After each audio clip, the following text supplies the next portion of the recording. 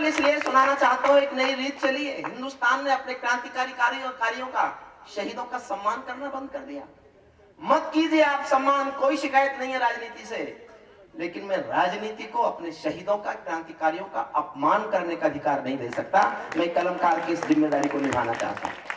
हमारे दैनिक अखबार के बहुत बड़े समूह के संरक्षक यहाँ बैठे हैं। मैं समझता हूं कि मेरी एक जिम्मेदारी की कविता है आप तक पहुंचेगी, और जब तक मेरा गला साथ देगा और जब तक श्रद्धेय सुरेंद्र शर्मा जी की अनुमति रहेगी, तब तक मैं कविता सुनाऊंगा उनकी अगवानी में। सुनिए। हुजूर वापस भैया, कैमरामैन आ जाओ, मेरा फोटो मत खींचो, वापस आ जाओ यार, आप कोई उठना मत बस। मन तो मेरा भी करता है झूमू ना, थोड़ा वॉल्यूम बढ़ा लीजिए थोड़ा सा मेरा साथ देने के लिए। मन तो मेरा भी करता है झूमू नाचूं गाऊं मैं, मन तो मेरा भी करता है झूमू नाचूं गाऊं मैं। आजादी की सौगातों पर सौ गीत सुनाऊं मैं, लेकिन शबनम वाला वातावरण कहां से लाऊं मैं, मेघमल्हारों वाला अंतःकरण कहां से लाऊं मैं दामन में दर्द तुम्हारे अपने लेकर बैठा हूं, आजादी के टूटे फूटे सपने लेकर बैठा हूं। धाव जिन्होंने भारत माता को गहरे दे रखे हैं, उन लोगों को जेड सुरक्षा के पहरे दे रखे हैं, उन लोगों को जेड सुरक्षा, उन लोगों को जेड सुरक्षा। थोड़ा तालियों में जोश दीजिएगा, मेरा गला आपकी तालियों से ठीक हो सकता है। मेरा गला जब भी खराब हुआ किसी डॉक्टर से ठीक नहीं हुआ, जनता की तालियों से ठीक हुआ। मैं यहाँ गला ठीक करके भी जाना चाहता हूँ, ये मेरा निवेदन सुन लीजिएगा। घाव जिन्होंने भारत माता को गहरे दे रखे हैं, उन लोगों को जेड सुरक्षा के पहरे दे रखे हैं। जो भारत को बर्बादी की हद तक लाने वाले हैं, वे ही स्वर्ण जयंती का पैगाम सुनाने वाले हैं, वे ही स्वर्ण जयंती का पैगाम सुनाने वाले हैं। आजादी लाने वालों का तिरस्कार तड़पाता है, आजादी लाने वालों का तिरस्कार तड़पाता है। बलिदानी पत्थर पर थूका बार बार तड़पाता है, इंकलाब की बलबेदी भी जिससे गौरव पाती है। आजादी में उस शेखर को भी गाली दी जाती है, आजादी में उस शेखर को भी गाली दी जाती है। मैं दिनकर की परंपरा का चारण हूँ, भूषण की शैली का अल्प उदाहरण हूँ, इसीलिए मैं दरबारों के गीत नहीं गा सकता हूँ। मैं पीड़ा की चीखों में संगीत नहीं ला सकता हूँ, मैं पीड़ा की चीखों में संगीत। शुरू करता हूँ कविता साहब, समर्थन करना। इससे बढ़कर और शर्म की बात नहीं हो सकती थी, इससे बढ़कर और शर्म की बात नहीं हो सकती थी। आजादी के परवानों पर घात नहीं हो सकती थी कोई, आजादी के परवानों पर घात नहीं हो सकती थी कोई। चंद्रशेखर को भी भूल, इससे बढ़कर और शर्म की बात नहीं। ये मेरी पीड़ा है, मैं सह गया तो सह गया, वरना मैं इस पीड़ा में बह गया। इससे बढ़कर और शर्म की बात नहीं हो सकती थी, आजादी के परवानों पर घात नहीं हो सकती थी कोई। बलिदानी शेखर को आतंकी कह जाता है, अगली पंक्ति दिल में तीर की तरह चुभे तो मैं पूरे सदन की एक बार तालियां उठती देखना चाहता हूँ। कोई बलिदानी शेखर को आतंकी कह जाता है, पत्थर पर से नाम हटाकर कुर्सी पर रह जाता है, पत्थर पर से नाम हटाकर कुर्सी, पत्थर पर से नाम हटाकर कुर्सी पर रह जाता है। गाली की भी कोई सीमा। ये लोग बैठ जाए कृपया, जो लोग उठे वही बैठे सब। ये कोई पार्लियामेंट है जिसका मन करे उठ के चल दे? हुजूर बैठ जाए, मेरी मेहरबानी होगी मुझ पर। आगे बैठना चाहते तो आगे बैठ जाए, वहां जगह ना हो तो मंच पे आ जाए। तो एक बात सुन लो साहब, भले गला खराब हो, मुझे सुनने के लिए एक बात आपको समझनी पड़ेगी। मैं वो कलम नहीं हूं जो बिक जाती हो दरबारों में, मैं शब्दों की दीप सिखाऊं अंधियारे चौबारों में। मैं वाणी का राजदूत हूं, सच पर भरने वाला हूं, डाकू को डाकू कहने की हिम्मत करने वाला हूं, डाकू को डाकू कहने की हिम्मत करने वाला हूं। मेरी कलम वचन देती है अंधियारों से लड़ने की, राजमहल के राजमुकुट के आगे तनकर अड़ने की। उस कवि का मर जाना ही अच्छा है जो खुददार नहीं, देश जले मैं कुछ ना बोलूं, मैं ऐसा गद्दार नहीं। कोई बलिदानी शेखर को आतंकी कह जाता है, पत्थर पर से नाम हटाकर कुर्सी पर रह जाता है। गाली की भी कोई सीमा है, कोई मर्यादा है, ये घटना तो देशद्रोह की परिभाषा से ज्यादा है। मेरी आंखों में पानी है, सीने में चिंगारी है, राजनीति ने कुर्बानी के दिल पर ठोकर मारी है। सारे वतन पुरोधा चुप थे, कोई कहीं नहीं बोला, लेकिन कोई ये ना समझे कोई खून नहीं खोला, लेकिन कोई ये ना समझे कोई।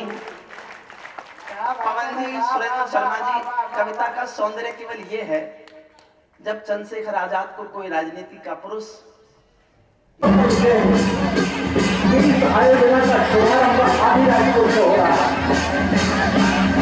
अंग्रेजी वर्णमाला, अंग्रेजी अल्फाबेट शुरू होती है और हिंदी की भी वर्णमाला और से शुरू होती है। मध्य प्रदेश के 50 जिलों में यह अभियान बहुत तेजी से आगे बढ़ेगा और इसका शुभारंभ अलीराजपुर से होने जा रहा है। अलीराजपुर जो वनवासियों का आदिवासी अंचल है, अलीराजपुर जो अमर सिंह चंद्रशेखर आजाद का जन्म स्थान है, अलीराजपुर जिसकी भीड़ संस्कृति का सारे भारत के उन पर क्या गुजरी होगी कविता का सौंदर्य है। श्रद्धेय सुरेंद्र शर्मा के चरणों में पंक्तियां रखता हूं। सारे वतन पुरोधा चुप थे, कोई कहीं नहीं बोला, लेकिन कोई ये ना समझे कोई खून नहीं खोला। सुनकर बलिदानी बेटों का धीरज डोल गया होगा, सुनकर बलिदानी बेटों का धीरज डोल गया होगा। मंगल पांडे फिर शोणित की भाषा बोल गया होगा, मंगल पांडे फिर शोणित की भाषा बोल गया होगा। सुनकर हिंद महासागर की लहरें तड़प गई होंगी, शायद बिस्मिल की गजलों की बहरें तड़प गई होंगी। नील गगन में कोई पुच्छल तारा टूट गया होगा, अशफाकुल्लाह की आंखों में लावा फूट गया होगा, अशफाकुल्लाह की आंखों में लावा अशफाकुल्लाह की आंखों में लावा फूट गया होगा। भारत भूमि पर मरने वाला टोला भी रोया होगा, इंकलाब का रंग बसंती चोला भी रोया होगा। चुपके चुपके रोया होगा संगम तीरथ का पानी, आंसू आंसू रोई होगी धरती की चूनर धानी। एक समंदर रोई होगी भगत सिंह की कुर्बानी, फिर प्यार मांगता हूँ। एक समंदर रोई होगी भगत सिंह की कुर्बानी, क्या ये ही सुनने की खातिर फांसी झूले सेनानी, क्या ये ही सुनने की खातिर फांसी झूले, क्या ये ही सुनने की खातिर। सल्यूट करता हूँ आपको, प्रणाम करता हूँ साहब। माफ करें सम्मति वालों, मेरे मुंह से कुछ गलत बात निकल गई जो शोभनीय नहीं थी, लेकिन एक बात और कहूंगा, अगर नहीं कहूंगा तो मेरे मन पे बोझ रहेगा। मैं 30 साल लाल किले में गया हूँ, 30 साल, लेकिन जिस मन से आपने करता है, सुनिए, हम शुरू में डर रहे थे जब लोग नहीं थे, लेकिन जिस मन से पहले कवि से, महेंद्र अजनबी से अब तक आपने करता है, सुनिए, मैं घोषणा करता हूं, मैं 30 साल के लाल किले के 30 कवि सम्मेलन भोपाल उत्सव के इस एक कवि सम्मेलन पर न्यौछावर करने की घोषणा करता हूं।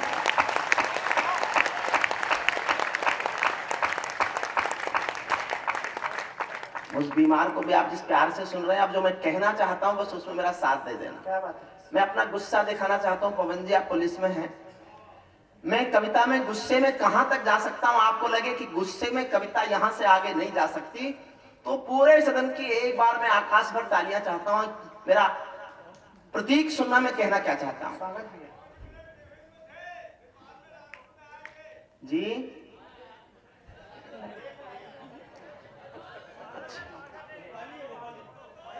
अच्छा, मैं कहां आया था मुझे नहीं पता।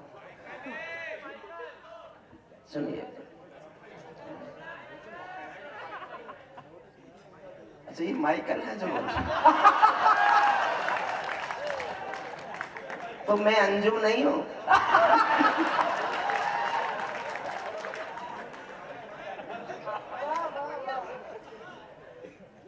चुपके चुपके रोया होगा संगम तीरथ का पानी, एक समंदर रोई होगी भगत सिंह की कुर्बानी, क्या ये ही सुनने की खातिर फांसी। 4 लाइन सुनना साहब, मैं वो सुनाना चाहता था बस, और मैं देखना चाहता हूं आपकी तालियां कितनी ऊपर उठती हैं, कितना आकाश पर उड़ हैं आप। एक समंदर रोई होगी भगत सिंह की कुर्बानी, क्या ये ही सुनने की खातिर फांसी झूले सेनानी। जहां मरे आजाद पार के पत्ते खड़ गए होंगे, जहां मरे आजाद पार के पत्ते खड़ गए होंगे, कहीं स्वर्ग में शेखर जी के बाजू फड़क गए होंगे। शायद पल दो पल को उनकी निदिया भाग गई होगी, फिर पिस्तौल उठा लेने की इच्छा जाग गई होगी, फिर पिस्तौल उठा लेने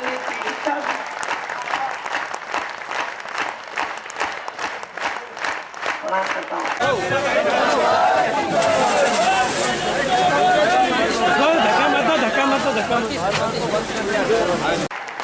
पिस्तौल उठा लेने की इच्छा जाग गई, जहां मर्यादा पर के पत्ते। साहब मैंने शेखर जी की जीवनी पढ़ी उन पर कविता लिखने के लिए।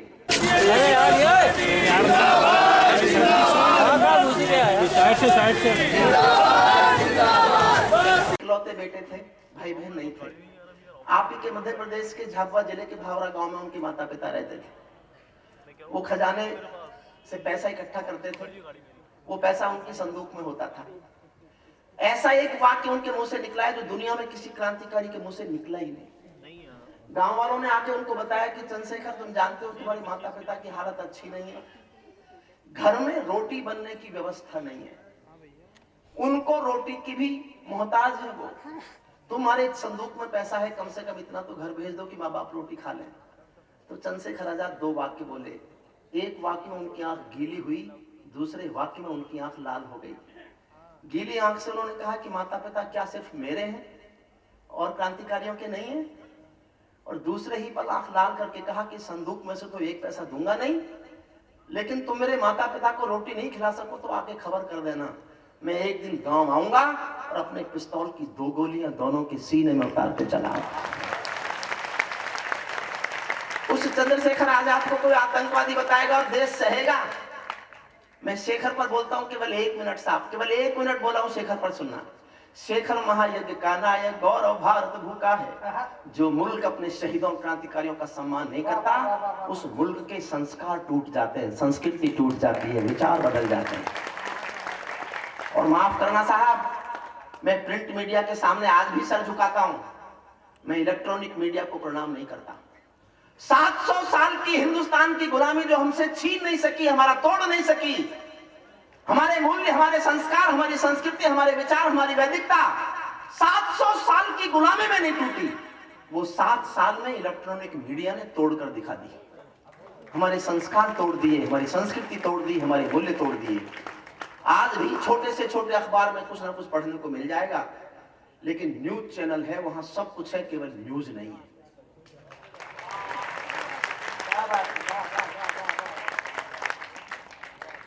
शेखर पर बोलता हूं साहब इसलिए कि शहीदों को पूजिए, शहीदों की पूजा कीजिए। शेखर महायज्ञ का नायक, गौरव भारत भूखा है। शेखर महायज्ञ का नायक, गौरव भारत भूखा है। जिसका भारत की जनता से रिश्ता आज लहू का है, जिसके जीवन के दर्शन ने हिम्मत को परिभाषा दी, जिसके पिस्टल की गोली ने इंकलाब को भाषा दी, जिसकी यश गाथा भारत के घर घर में नभचुंबी है, जिसकी थोड़ी सी आयु भी कई युगों से लंबी है, जिसके कारण त्याग अलौकिक माता के आंगन में था, इकलौता बेटा होकर भी आजादी के रण में था, जिसको खूनी मेहंदी से भी देह रचाना आता था, आजादी का योद्धा केवल चले चबे ना खाता था। अब तो नेता पर्वत सड़कें शहरों को खा जाते हैं और पुलों के शिलान्यास में नहरों को खा जाते हैं। अब तो नेता पर्वत सड़कें शहरों को खा जाते हैं। आजादी के कारण जो गोरों से बहुत लड़ी है जी, एक ताली और चाहिए एक लाइन पर। जब मैंने लिखी तो मेरे छोटे भाई ने कहा कोई बुरा मान जाएगा, धार्मिक भावनाएं आहत हो जाएंगी। मैंने कहा मैं धार्मिक हूं ही नहीं, जो मुझे धार्मिकता लगती है वो गा रहा हूं। आजादी के कारण जो गोरों से बहुत लड़ी है जी, शेखर की पिस्तौल किसी तीरथ से बहुत बड़ी है जी, शेखर की पिस्तौल किसी तीरथ से बहुत। और अभी आपके यहाँ बहुत बड़ी जीत हुई है भाजपा की, राजस्थान भी जीते, छत्तीसगढ़ भी जीते, लेकिन हिंदुस्तान में केवल दिल्ली है।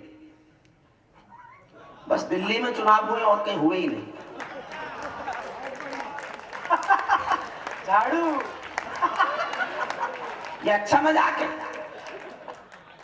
ये अच्छा मजाक है। वारे सादगी वालों, 5 लाख के एम्बेसडर छोड़कर 16 लाख की इनोवा ले ली। 18 शर्तें लिखी थी केजरीवाल जी ने, मैंने 19वीं जोड़ दी उसमें कि अगर तुम 18 शर्तें पूरी नहीं कर सको तो इसके लिए कांग्रेस और बीजेपी जिम्मेदार माने जाएं।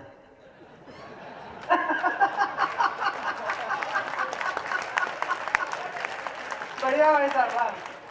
लेकिन यहाँ कोई भाजपा के बैठे हो साहब, भाजपा का राज्य ही है, आपके मुख्यमंत्री को बहुत सम्मान देता हूँ, लेकिन जो मैं कह रहा हूँ अगर वो मैं नहीं कहता तुम्हें कुछ भी होता हरिओम पवार नहीं होता। क्या बात है, वाह। और समर्थन करो तो ये भूल जाना कुछ देर के लिए कि अभी अभी आप बहुत बड़ा चुनाव जीते हो। उत्तर प्रदेश में आज तक ये हालात नहीं हुए तो उसकी वजह सुन लो क्या है।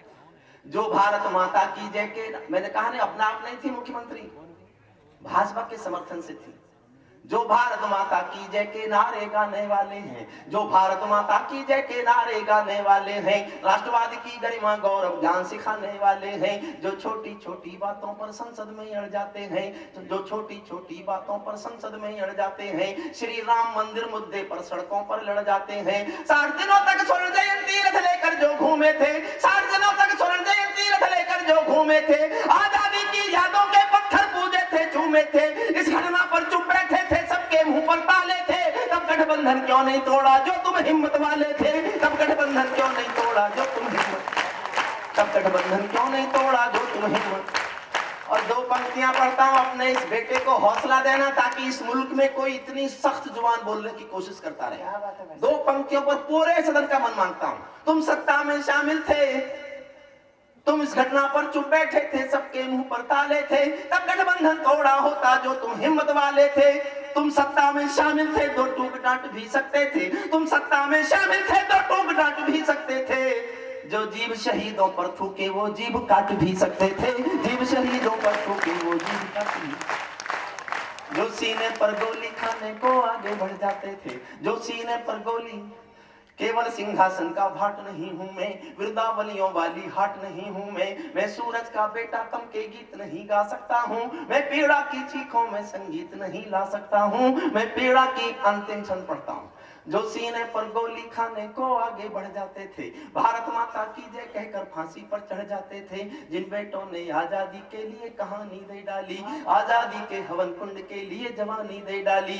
दूर गगन के तारे उनके नाम दिखाई देते हैं, दूर गगन के तारे उनके नाम दिखाई देते हैं, उनके स्मारक भी चारों धाम दिखाई देते हैं, उनके स्मारक भी चारों धाम दिखाई देते हैं। वे देवों की लोकसभा के अंग बने बैठे होंगे, तुम्हारी जगह कल के बासी अखबार, और उनकी जगह बता रहा हूं सुन लीजिए। वे देवों के लोकसभा के अंग बने बैठे होंगे, वे सतरंगे इंद्रधनुष के रंग बने बैठे होंगे, उन बेटों की याद भुलाने की नादानी करते हो, इंद्रधनुष के रंग चुराने की नादानी करते हो, इंद्रधनुष के रंग चुराने की नादानी करते हो, जिनके कारण ये भारत आजाद दिखाई देता है, अमर तिरंगा उन बेटों की याद दिखाई देता है, उनका नाम जुबां पर लो तो पलकों को झपका लेना, उनकी यादों के पत्थर पर 2 आंसू टपका देना। जो धरती में मस्तक बोकर चले गए, दाग गुलामी वाला धोकर चले गए, मैं उनकी पूजा की खातिर जीवन भर गा सकता हूँ, मैं पीड़ा की चीखों में संगीत नहीं ला सकता हूँ। आने रहा मेरा 25% गला ठीक हो गया है। आप नहीं चाहते कि मैं 100% ठीक करके जाऊं? एक छोटी सी कविता सुनिए जो कविता नहीं है। शशिकांत ने मुझे लिख के दे रखा है कि ये सुनाना है, मैं सब सुनाऊंगा, चिंता मत। उससे पहले एक आसान कविता सुन लीजिए जो कविता ही नहीं है। देखिए क्या है हमारे संस्कार, संस्कार सीखना कितना आसान है। एक बाप अपनी बेटी के साथ जा रहे थे, रास्ते में बाढ़ का नाला मिल गया, बाढ़ का नाला देख के दोनों डर गए, तो पिता ने हिम्मत करके कहा बेटा अगली पंक्ति ध्यान से सुन लोगे तो उछलोगे, आओ गाली गाली, एक एक पंक्ति, बहुत छोटी सी कविता है 3 मिनट की बस। फिर मैं आपको अपने जिस कविता की आवाज आई है लाल किला वो मैं सुनाऊंगा, उसके बाद में एक कविता में मेरे मन से करगिल के शहीदों पर जरूर पढ़ के जाऊंगा।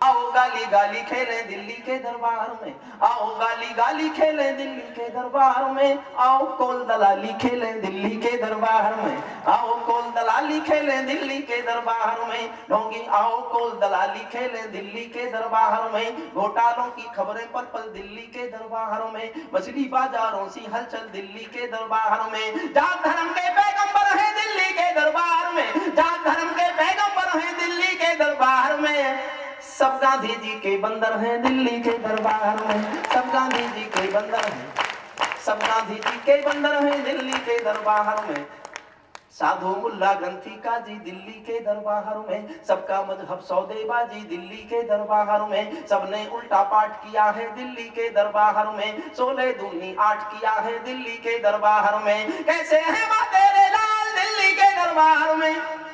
आपके दिल में तीर सा जाके चुभे तो 65 साल की डेमोक्रेसी एक पंक्ति में गा रहा हूँ, एक पंक्ति में। कैसे है माँ तेरे लाल दिल्ली के दरबार में, कैसे है माँ तेरे लाल दिल्ली के दरबार में, सब लगते हैं नटवर लाल दिल्ली के दरबार में, सब लगते हैं नटवर, सब लगते हैं नटवर लाल दिल्ली के दरबार में। घोटाले सब गुण मिलेंगे दिल्ली के दरबार में, घोटाले सब गुण मिलेंगे दिल्ली के दरबार में, किंग कर्तव्य भी मूढ़ मिलेंगे। बेटा चाय रोक दो थोड़ी देर, अब मत उठना वरना केजरीवाल के मंत्रिमंडल का विस्तार करवा दूंगा। घोटाले सब गुण मिलेंगे दिल्ली के दरबार में, किंग कर्तव्य विमूढ़ मिलेंगे दिल्ली के दरबार में, ढोंगी पाखंडों का दावा दिल्ली के दरबार में, कृपा देंगे निर्मल बाबा दिल्ली के दरबार में, कृपा देंगे निर्मल, कृपा देंगे निर्मल बाबा। एक व्यक्ति पहुंचा निर्मल बाबा के दरबार में, जाके बोला बाबा पत्नी का एक्सीडेंट हो गया, बेटे का व्यापार ठप हो गया, मेरी नौकरी छूट गई, क्या करूं। बाबा ने पूछा कब सम्मेलन सुनते हो? बोले हाँ सुनता हूँ। बोले हरिओम कुमार को सुना था? बोले हाँ सुना था। बोले तालियां बजाई थी? बोले नहीं तालियां तो नहीं बजाई। बोले कृपा तो वहीं रुकी हुई है।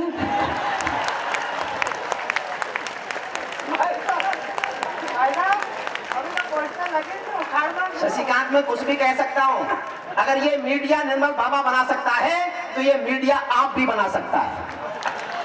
मैं हिम्मत करता हूं कहने की, ये निर्मल बाबा का पॉलिटिकल रूप है। आप मीडिया कहना चाहता है कि देश वो चलाएगा, पूरे हिंदुस्तान को इग्नोर करेगा, हिंदुस्तान के संविधान का मखान बनाएगा और केवल दिल्ली को, राजधानी को हिंदुस्तान की मलिका बनाने की कोशिश करेगा। केवल दिल्ली महत्वपूर्ण है, बाकी देश में कुछ भी महत्वपूर्ण नहीं।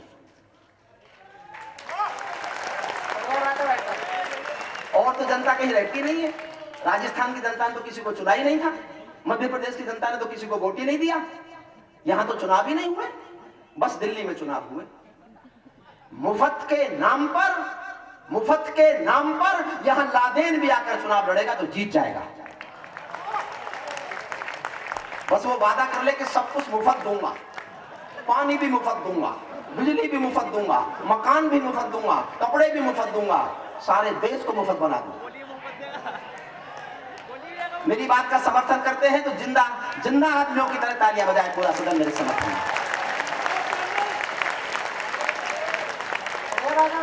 पवन जी उस आंधी की रोक तो मेरे पास है, लेकिन मैं किसी के पास नहीं हूं।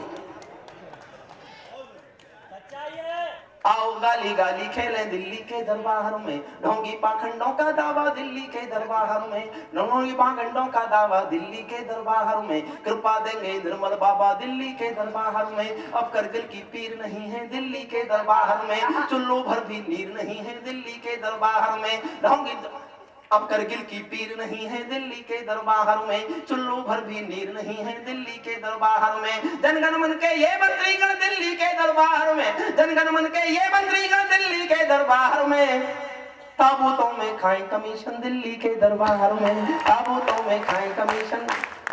और कड़वा बोल रहा हूं साहब, हौसला बढ़ाना मेरा, जितना हौसला बढ़ाओगे उतना कड़वा सिर्फ मैं बोल सकता हूं। गठबंधन की लाचारी है दिल्ली के दरबार में, आज बोल रहा हूं, आज समझना, दिल पर हाथ रखकर सुनना। गठबंधन की लाचारी है दिल्ली के दरबार में, चूहे बिल्ली में यारी है दिल्ली के दरबार में, चूहे बिल्ली में यारी है दिल्ली के दरबार में। गिरगिट के मस्तक पर रोली दिल्ली के दरबार में, आग और पानी हम जोली दिल्ली के दरबार में, अटल हिमालय हिले हुए हैं दिल्ली के दरबार में, सांप नेवले मिले हुए हैं दिल्ली के दरबार में, सांप नेवले मिले हुए हैं, सांप नेवले मिले हुए हैं दिल्ली के दरबार में। चुप चुप रोता है सरदार दिल्ली के दरबार।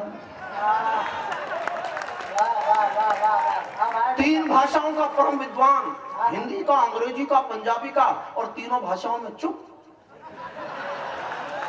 तीनों भाषाओं। मुझसे किसी ने कहा क्या करें, ये सलाह मुझे सुरेंद्र जी ने दी, अगर बुरी लगे तो सुरेंद्र जी ने दी, अच्छी लगे तो मेरी है। कांग्रेस एक काम कर लेती, मनमोहन को बुलवा देती, दिग्विजय को चुप कर लेती।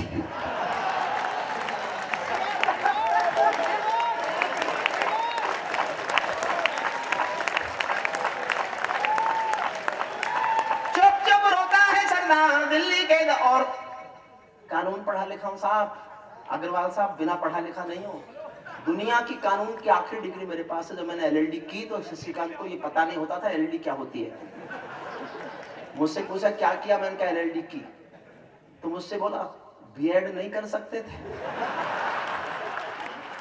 मैंने कहा वारे यादव यादव ही रहा।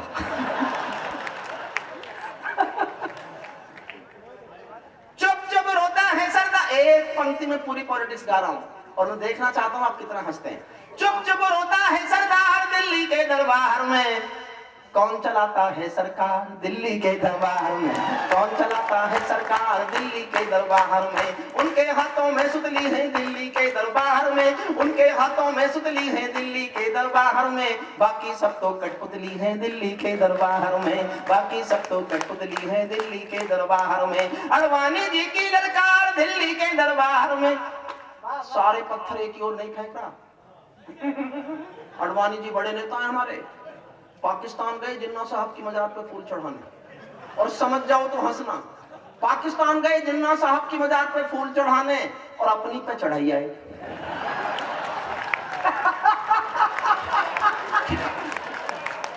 आपको नहीं मिलेगा टिकट।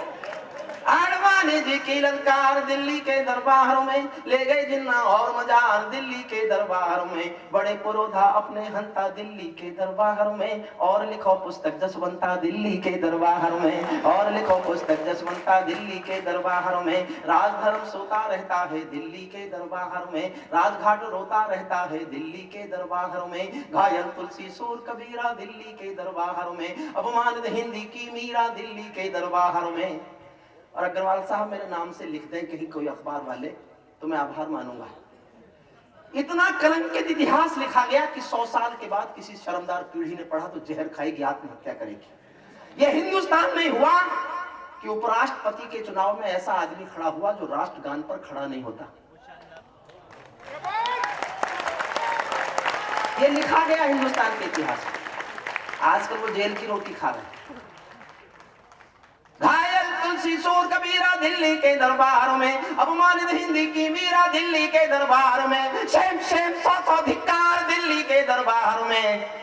वंदे मातरम को इंकार दिल्ली के दरबार में, वंदे मातरम को इंकार दिल्ली के दरबार में। निर्धन की फरियाद नहीं है दिल्ली के दरबार में, कोई भी आजाद नहीं है दिल्ली के दरबार में। घायल हर परिवेश पड़ा है दिल्ली के दरबार में, मेरा भूखा देश खड़ा है दिल्ली के दरबार में। आजादी की प्यास खड़ी है दिल्ली के दरबार में, बापू तेरी लाश पड़ी है दिल्ली के दरबार में, बापू तेरी लाश पड़ी है। और सुनाऊं साहब?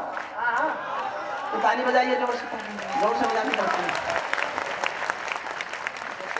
है। दरबारों में बार बार की गद्दारी को भारत क्यों सह जाता है? ज्यादा संयम भी दुनिया में कायरता कहलाता है। बंदूकों की गोली का उत्तर सद्भाव नहीं होता। बंदूकों की गोली का 4 पंक्तियां पढ़ता हूं, तालियां मांगता हूं, जी भर के तालियां मांगता हूं। बंदूकों की गोली का उत्तर सद्भाव नहीं होता, हत्यारों के लिए हिंसा का प्रस्ताव नहीं होता, कोई विषधर कभी शांति के बीज नहीं बो सकता है, और भेड़िया शाकाहारी कभी नहीं हो सकता, और भेड़िया शाकाहारी कभी नहीं हो सकता है।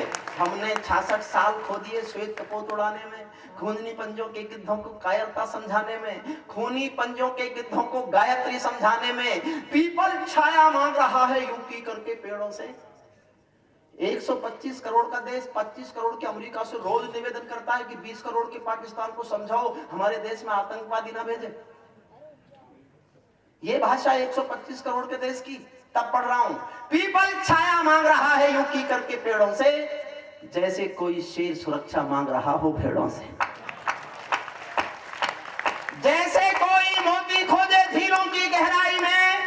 पाकिस्तान के भारत के रिश्ते गा रहा हूं 66 साल के। आपको लगे एक पंक्ति में 66 साल सिमट गए तो बताना मुझे कि मैं ठीक लिख रहा हूं। जैसे कोई मोती खोजे झीलों की गहराई में, हम कस्तूरी खोज रहे हैं उल्लू की परछाई में। हम कस्तूरी खोज रहे हैं उल्लू की परछाई में, बढ़ते बढ़ते कोई फोड़ा जब नासूरी होता है, उस फोड़े में चीरा लगना बहुत जरूरी होता है। रावलपिंडी वालों को सपने में काल दिखाओ तो, युद्ध नहीं कर रहा, मेरी भाषा समझना, केवल सपने में दिखा रहा हूं। रावलपिंडी वालों को सपने में काल दिखाओ तो, भारत माता की आंखों के डोरे लाल दिखाओ तो, दिल्ली वालों ठोकर मारो दुनिया के हथकंडों पर, इजराइल से जीना सीखो अपने ही भुजदंडों पर, इजराइल से जीना सीखो अपने ही भुजदंडों पर। भारत माता का बंटवारा है जिनकी अभिलाषा में, वे समझेंगे अर्जुन के गांडीव धर्म की भाषा में। और 4 पंक्तियां पढ़ता हूं साहब, मैं 38 साल प्रोफेसर रहा यूनिवर्सिटी में, तब ये भाषा नहीं बोला, लेकिन आज ये भाषा बोलने की मजबूरी समझना। आपको लगे आज इस भाषा की आवश्यकता है तो समर्थन करना, वरना चुप रहना। मैं समझूंगा मेरी भाषा गलत है, मुझे नहीं बोलना चाहिए। आपकी मोहर लगेगी तो देश भर में चिल्लाऊंगा, चीखूंगा ये भाषा। आप चुप रहेंगे तो कल से नहीं बोलूंगा। 4 पंक्तियां सुनना। फूल अमन के कभी नहीं खिलते कायर पर पार्टी में। मोहर लगाओ तो ऐसे लगाना कि देश भर में चीख सकूं, चुप रहो तो ऐसे रहना कि मैं कल से बोलना बंद कर दूं। भारत माता का बंटवारा है जिनकी अभिलाषा में, वे समझेंगे अर्जुन के गांडीव धर्म की भाषा में। फूल अमन के कभी नहीं खिलते कायर पर पार्टी में, नेहरू जी के श्वेत कबूतर मरे पड़े हैं घाटी में। दिल्ली वालों अपने मन को बुद्ध करो या खुद करो, कश्मीर को दान करो या गद्दारों से युद्ध करो।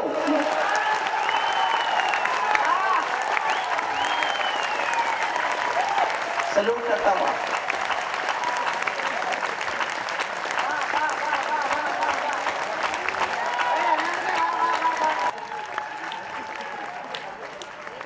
दिल्ली वालों अपने मन को बुद्ध करो या क्रुद्ध करो, कश्मीर को दान करो या गद्दारों से युद्ध करो। जेल भरे क्यों बैठे हैं हम आदमखोर दरिंदों से, जेल भरे क्यों बैठे हैं हम आदमखोर दरिंदों से। आजादी का दिल घायल है जिनके गोरख धंधों से, घाटी में आतंकवाद के कारक बने हुए हैं जो, बच्चों की मुस्कानों के संहारक बने हुए हैं जो, उन जहरीले नागों को भी दूध पिलाती है दिल्ली, मेहमानों जैसी बिरयानी चिकन खिलाती है दिल्ली, मेहमानों जैसी बिरयानी चिकन खिलाती है दिल्ली। चंद किराए के ये गुंडे और तमंचे पिंडी के, सौदागर बनकर बैठे हैं आतंकों की मंडी के। पहले इनको संविधान की परिभाषा में समझा दो, ना समझे तो बाल ठाकरे की भाषा में समझा दो, ना समझे तो बाल ठाकरे की भाषा में समझा दो। बुद्धिजीवियों को ये भाषा अखबारी लगती होगी, हो सकता है कोई बहुत बौद्धिक पत्रकार बैठे और सोचे कि ये LLD है, ये पढ़ा लिखा प्रोफेसर है, ये भाषा बोलता है। तो वजह बताता हूं, बुद्धिजीवियों को ये भाषा अखबारी लगती होगी, मेरी शैली काव्य शिल्प की हत्यारी लगती होगी, पर जब संसद गूंगी सिंहासन बहरा हो जाता है और कलम की आजादी पर भी पहरा हो जाता है, तो अंतरा ही जाता है शब्दों की परिभाषा में। कवि को चिल्लाना पड़ता है अंगारों की भाषा, कवि को चिल्लाना पड़ता है अंगारों की भाषा में। इसीलिए मेरे चारण को कहने की मजबूरी है, अंतिम पंक्तियां पढ़ रहा हूं, इसीलिए मेरे चारण को कहने की मजबूरी है, समझौते समझौते समझौते समझौते। देश के आम आदमी की ओर से बोल रहा हूं, वो आम आदमी वो नहीं है दिल्ली वाला, आम आदमी है जो यहाँ कब सम्मेलन सुन रहा है। इसीलिए मेरे चारण को कहने की मजबूरी है, जो कहना है वो अविधा में कहना बहुत जरूरी है। बार बार के समझौतों का पाप नहीं चलने देंगे, अपनी आस्तीन के अंदर सांप नहीं पलने देंगे। हम दिल्ली वादाओं का हम दिल्ली को दाम नहीं सहने देंगे, शब्द को उसमें क्षमादान ही शब्द नहीं रहने देंगे, और किसी के ऊपर अपने पाप नहीं डाले जाए। अब समझौता करने वाले हाथ काट डाले जाए, अब समझौता करने वाले हाथ काट। मैं 5 मिनट और ले लूं साहब आपको। धुरेंद्र भदौरिया कवि हैं शिकोहाबाद के, और जब अंतिम दर्शन के लिए कपड़ा हटाते हैं तो देखते हैं केवल धड़ है, सर नहीं है, सर नहीं आया, सब रो पड़ते हैं। उस शहीद की जो बहन थी वो अपने भाई के भूलने की आदत से दुखी रहती थी। उसका भाई भुलक्कड़ था, भूलता बहुत था। वो कल्पना करती है उसके भाई का सर कहां होगा। अभी भी बहन अपने भाई के भूलने की आदत से गिले शिकवे कर रही है, और कल्पना देखिए बहन की, वो सोचती है कि मेरे भाई का सर कहां है, बता रही है। 4 पंक्तियां सुनना, और हाथ जोड़ के निवेदन करता हूं, चौथी पंक्ति आपने खुले दिल से सुन ली तो महीनों तक आपके दिल के आसपास भौरे की गुंजन की तरह इस पंक्ति गूंजती दिखाई देगी। गूंजती सुनाई देगी आपको ये पंक्ति, एक पंक्ति, 4 पंक्तियां पढ़ रहा हूं, सुनना। बहन बोलती है, दादी का दुलार भूला, बाबुल का प्यार भूला, मोतियों की माला मेरी आज तक न लाया है। अभी भी गिले, अभी भी शिकायत। दादी का दुलार भूला, बाबुल का प्यार भूला, मोतियों की माला मेरी आज तक न लाया है। होली वाले रंग भूला, दीपों की उमंग भूला, राखी का त्योहार बार बार बिसराया है। भाभी मेरा भैया तो जन्म से भुलक्कड़ था, आज भी उसी आदत को दोहराया है। जाते समय मैया के आशीष लेना भूल गया, आते समय रणथल में शीश भूल आया है। आते समय रणथल में शीश।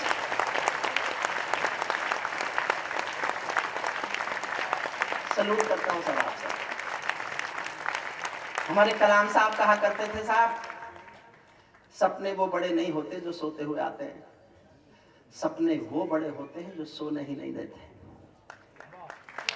कलाम साहब का बात। और शशिकांत यादव, मैं तुम्हारे संचालन का प्रशंसक हूं, तुम्हारी कविताओं का प्रशंसक हूं, और जब जब भी तुमको सुना, सपने वो बड़े नहीं होते जो सोते हुए आते हैं, सपने वो बड़े होते हैं जो सोने नहीं देते। और मैंने लिखा कि अपने वो नहीं होते जो रोने पर आते हैं, अपने वो होते हैं जो रोने ही नहीं देते।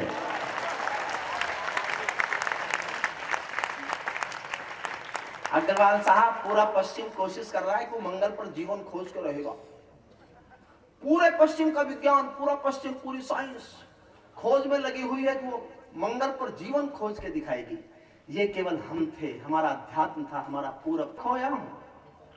बड़े कवियों ने यही किया, जब गंभीर कविताएं पढ़ी गई तो मोबाइल खोल के बैठे कि कुछ तो ध्यान बटे। और मैं क्या करूं साहब, मेरे गॉडफादर यही है।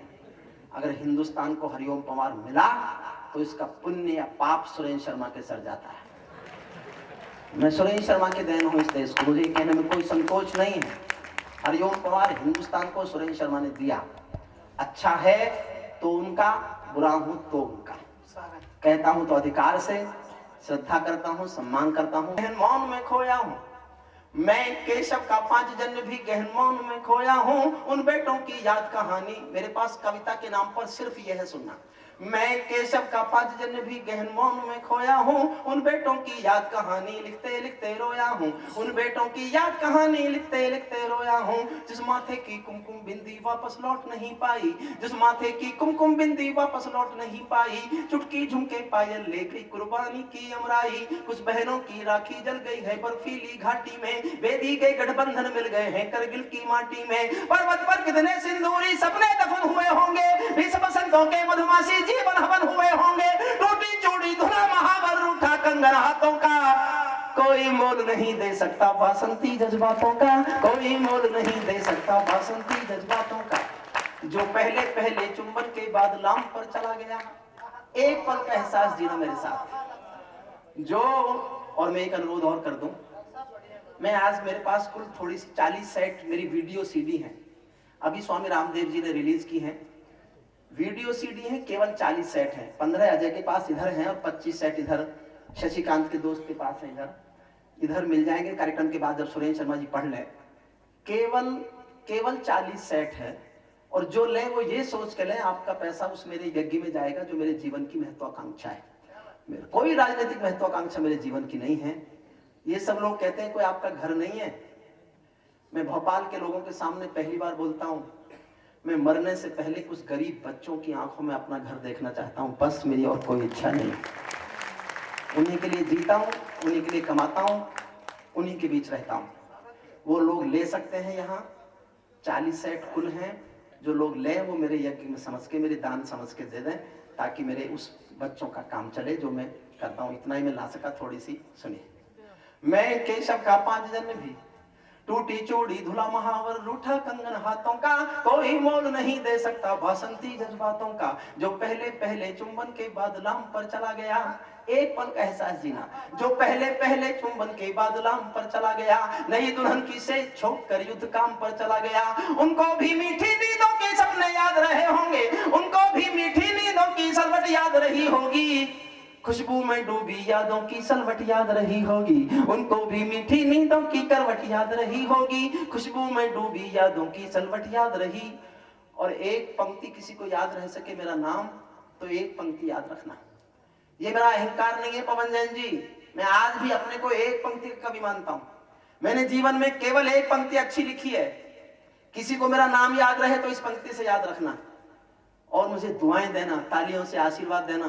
ऐसी मैंने 2 पंक्ति और लिख ली तो कवि होने का भ्रम पालूंगा। उनको भी मीठी नींदों की करवट याद रही होगी, खुशबू में डूबी यादों की सलवट याद रही होगी। उन आंखों की 2 बूंदों से सातों सागर हारे हैं, उन आंखों की 2 बूंदों से सातों सागर हारे हैं। जब मेहंदी वाले हाथों ने मंगलसूत्र उतारे हैं, जब मेहंदी वाले हाथों ने मंगलसूत्र उतारे हैं। गीली मेहंदी रोई होगी चुपके घर के कोने में, ताजा काजल छूटा होगा चुपके चुपके रोने में। जब बेटे की अर्थी आई होगी सोने आंगन में, शायद दूध उतरवाया हो बूढ़ी माँ के दामन में, शायद दूध उतरवाया हो बूढ़ी माँ के दामन में। वो विधवा पूरी दुनिया का बोझा सर ले सकती है। पूरी दुनिया में किसी भी मजहब में स्त्री अर्थी को कंधा नहीं देती। अच्छा भैया, एक उज्जैन की बिटिया है यहाँ रंजना व्यास, बहुत पहले कभी मुझे उन्होंने एक महाग्रंथ श्री कृष्ण सरल जी का भेंट किया था, मुझे जीवन में बहुत काम आया। मैं उनको कभी बधाई भी नहीं दे सका, उनको धन्यवाद भी नहीं दे सका। अगर वो आज ऑडियंस में है तो मैं उनको धन्यवाद देता हूँ, रंजना व्यास को। वो शादी के बाद आपके भोपाल में हैं। उनके दिए इस ग्रंथावली से, महाकाव्यावली से मैंने जीवन में बहुत कुछ सीखा। कोई दुनिया की किसी मुल्क के किसी मजहब में स्त्री अर्थी को कंधा नहीं देती। राजस्थान में भरतपुर जिले में गांव है अजान, वहां का एक बेटा शहीद हुआ वीरेंद्र सिंह। ये कल्पना नहीं है, सत्य घटना है।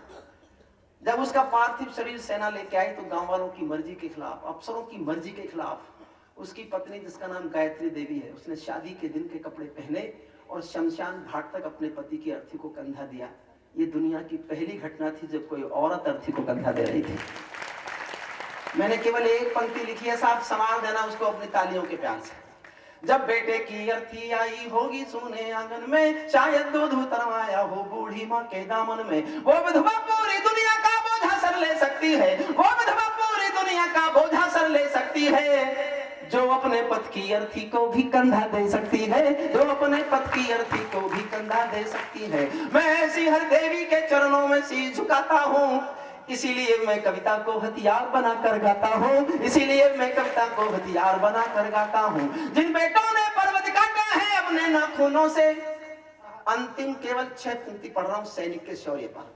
जिन बेटों ने पर्वत काटे हैं अपने नाखूनों से, उनकी कोई मांग नहीं है दिल्ली के कानूनों से, उनकी कोई मांग नहीं है दिल्ली के कानूनों से। जो सैनिक सीमा रेखा ध्रुव तारा बन जाता है, उस कुर्बानी के दीपक से सूरज भी शर्माता है। गरम दहानों पर तोपों के जो सीने अड़ जाते हैं, उनकी गाथा लिखने को अंबर छोटे पड़ जाते हैं। उनके लिए हिमालय कंधा देने को झुक जाता है, कुछ पल को सागर की लहरों का गर्जन रुक जाता है। उस सैनिक के शव का दर्शन तीर्थ जैसा होता है, चित्र शहीदों का मंदिर की मूरत जैसा होता है, चित्र शहीदों का मंदिर की मूरत। जन गण मन की पीड़ा गाने का वरदान मां। मैं हाथ जोड़ के समिति से निवेदन करता हूं, मेरा गला कुछ 2-3 दिन से खराब था और मैंने 35 साल में पहली बार गलती की कि मेरा गला ठीक नहीं था और मैं कब सम्मेलन में आ गया। मैंने आते ही हाथ जोड़ दिए थे कि मैं एक भी बिना पैसा लिए वापस चला जाऊंगा, अगर नहीं पढ़ सका तो मेरा थोड़ा साथ दीजिएगा। मैं पढ़ना चाहता हूँ, पैसा मिले ना मिले, लेकिन मैं कविता जरूर सुना के जाना चाहता हूँ आपको। मेरा गला खराब, मुझे लगेगा मेरा गला ठीक नहीं है तो मैं आपका पैसा लेके नहीं जाऊंगा, ये मैं आपको वचन देता हूँ। और ये कवि का वचन है, किसी नेता का वादा नहीं है, आप समझ लीजिए। मैं एक ऐसी कविता आपको सुनाता हूँ जो मैंने भोपाल में कभी नहीं सुनाई। एक छाला है मेरे दिल का जो मैं फोड़ना चाहता हूँ। मैं चंद्रशेखर आजाद पर एक कविता सबसे पहले पढ़ना चाहता हूं आपके बीच, आपकी आज्ञा चाहिए पूरे सदन की। थोड़ी घटना पुरानी है। जब पहली बार आदरणीय मायावती जी मुख्यमंत्री बनी थी उत्तर प्रदेश की, मुझे नहीं पता आप तक खबर पहुंची कि नहीं पहुंची, लेकिन एक सत्य घटना पर मेरी कविता खड़ी है। इटावा शहर में चंद्रशेखर आजाद के नाम पर एक महाविद्यालय था। आदरणीय मायावती जी ने मुख्यमंत्री बनने के कुछ महीने बाद ही चंद्रशेखर आजाद के नाम के महाविद्यालय के पत्थर को उखाड़ा और किसी और के नाम का पत्थर लगा दिया। मैं उस नाम की चर्चा नहीं कर रहा हूं, उस नाम से मुझे शिकायत भी नहीं है, लेकिन एक पत्रकार ने हिम्मत करके कहा कि देवी क्या कर रही हैं आप, ये महाविद्यालय चंद्रशेखर आजाद के नाम पर है। तो गुस्से में घूम के बोली, कौन चंद्रशेखर आजाद? वो आतंकवादी। चंद्रशेखर आजाद को राजनीति ने आतंकवादी कहा और हिंदुस्तान की राजनीति में तूफान नहीं आया। और मेरी पीड़ा इसलिए है कि वो अपने आप मुख्यमंत्री नहीं थी उस समय, भारतीय जनता पार्टी के समर्थन से मुख्यमंत्री थी। मैं सोचता था ये कल सरकार गिराएंगे, उससे जवाब मांगेंगे, माफी मंगवाएंगे, लेकिन उत्तर प्रदेश में कुछ नहीं हुआ। मैं अटल जी के पास गया, आडवाणी जी के पास गया, मुझे सुन लेते थे उन दोनों वो लोग, दोनों से शिकायत की, आडवाणी जी तो कुछ बोले ही नहीं। वाजपेयी जी बहुत देर बाद धीरे से बोले, क्या इस विषय में सरकार गिरा दे? मैंने कहा नहीं साहब, चलाइए सरकार और आप चुप भी रहिए, लेकिन मैं बोलने जा रहा हूं। और मैं जनता में बोलने निकला। वो कविता मैं आपको सुनाना चाहता हूं। मैंने कहा हंसाने के लिए कविताओं की जरूरत कहां है? किसी को केले के छिलके से फिसलते हुए देखो और हंस लो। इसी तरह से केले के छिलके से फिसल रही कविताएं। मैं एक बहुत सहज सी कविता सुनाता हूं। उसकी विशेषता यह है, जितना मेरा हौसला बढ़ाओगे मैं उतना कड़वा बोल के दिखाऊंगा। ये मसीहा जो इनको बीमार लगता है ना, ये कहना चाहती थी इसकी शादी नहीं हुई। सही बात। और मैं सीना तान के कहता हूं कि नहीं हुई, क्योंकि मैं जानता हूं जिसकी नहीं होती वो एक बार राष्ट्रपति और एक बार प्रधानमंत्री जरूर बनता है।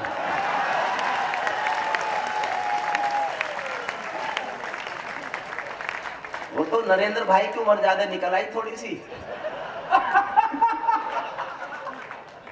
वरना तय था कि हम दोनों में से एक।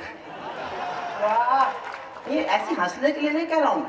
मैं किसान का बेटा हूं, झोपड़ी में पैदा हुआ, झोपड़ी झोपड़ी के आंसू, आंसू की वेदना, वेदना की त्रासदी, त्रासदी की विसंगति गाता हूं। और मैं एक बार लाल किले में कविताएं सुना रहा था, चौधरी देवीलाल सामने बैठे थे, सीधे मुझे सुनने के बाद माइक पर आए और आते ही बोले, अगला प्रधानमंत्री किसान का बेटा होना चाहिए। और मैं उसी दिन से देश को बताता घूम रहा था कि मैं किसान का बेटा हूं। लेकिन मुझे क्या पता था कि नमो नमो का महत्व ज्यादा है। मैं क्या करूं? आप कहते हैं गुस्सा क्यों कविताओं में? क्यों है गुस्सा कविताओं में? हमने प्रधानमंत्री का पुतला बनाकर फूंक दिया तो आपको गुस्सा आ गया। आपने एक पुतले को प्रधानमंत्री बनाया और उसने पूरा देश फूंक दिया, हम गुस्सा नहीं करें?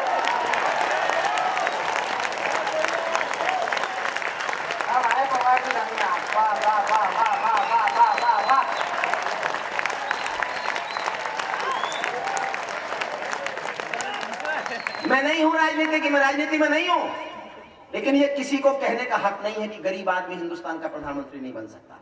सवाल उठाते हो चाय बेचने वाला प्रधानमंत्री कैसे बन सकता है? अगर देश बेचने वाला बन सकता है तो चाय बेचने वाला भी बन सकता है। मैं चुनाव प्रचार के लिए भी नहीं आया, मैं करता भी नहीं हूं किसी का। मैंने आज तक किसी झंडे के नीचे किसी भी कीमत पर कभी कविता पाठ नहीं किया, लेकिन मैं हिंदुस्तान की आत्मा को झकझोरने की कोशिश करता हूं। एक कविता सुनिए, सहज सी। पहली पंक्ति आपने सुन ली तो कविता आपको आनंद देगी। आओ आओ गाली गाली खेले दिल्ली के दरबार में,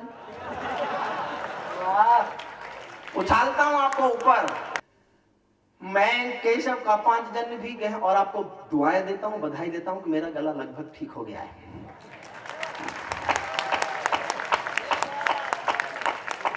और मैं कभी कभी झूठ भी बोल लेता हूं।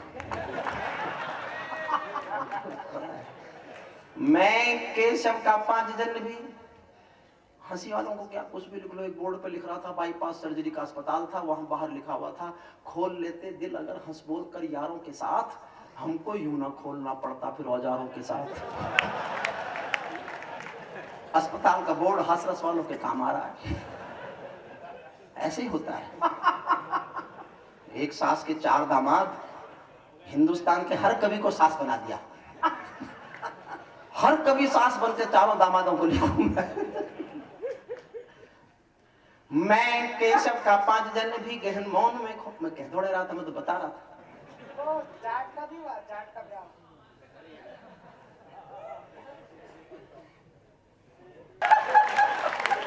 क्यों? जिसको डायबिटीज होती है वो होटल में मेनू कार्ड नहीं देखता क्या? देखो भाई साहब, आप ये कैसी बात कर रहे हैं? अरे जिसको डायबिटीज होती है वो मेनू कार्ड भी देखता है, लेकिन कभी तो ऑर्डर देता है। और मीठा नहीं दे, कम से कम नमकीन का तो ऑर्डर दे सकता है। अब सुरेश शर्मा जी पीछे से आदेश दे रहे हैं, मुझे इनके आदेशों से डर लगता है। पाकिस्तानी गालों पर दिल्ली के चांटे होते, ये पाकिस्तानी गालों पर दिल्ली के चांटे होते, गर हमने 2 के बदले में 20 शीश काटे होते।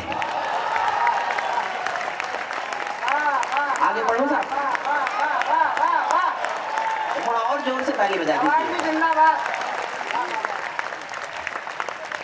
ये पाकिस्तानी गालों पर दिल्ली के चांटे होते, गर हमने 2 के बदले में 20 हमारे सैनिकों के शीश काटे गए।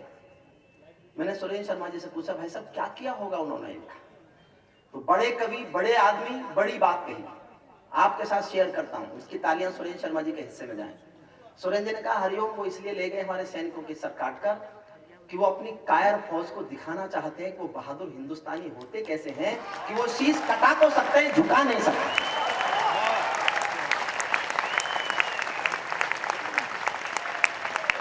और साहब मैंने अभी एक कवि हैं इटावा के मनोज कुमार, उनकी 4 लाइन पढ़ी। जब सिपाही शहीद होता है तो घर में क्या गुजरती है, घर वालों पर क्या बीतती है। सुरेंद्र शर्मा जी आप भी पहली बार सुनेंगे। 4 पंक्तियां जिस दिन से मैंने सुनी है मुझे थ्रिल करती है, इसलिए मैं आपको सुना रहा हूं। घर वालों पर क्या बीतती है, 4 पंक्तियां हैं। सुख भरपूर गया, मांग का सिंदूर गया, नन्हे नौनिहालों की लंगोटियां चली गई। क्या सोचते हैं घर वाले? सुख भरपूर गया, मांग का सिंदूर गया, नन्हे नौनिहालों की लंगोटियां चली गई। बाप की दवाई गई, भाई की पढ़ाई गई, नन्ही नन्ही बेटियों की चोटियां चली गई। ऐसा विस्फोट हुआ पता ही चला नहीं, पूरे ही शरीर की बोटियां चली गई। आपके लिए तो एक आदमी मरा है साहब, किंतु मेरे घर की तो रोटियां चली गई।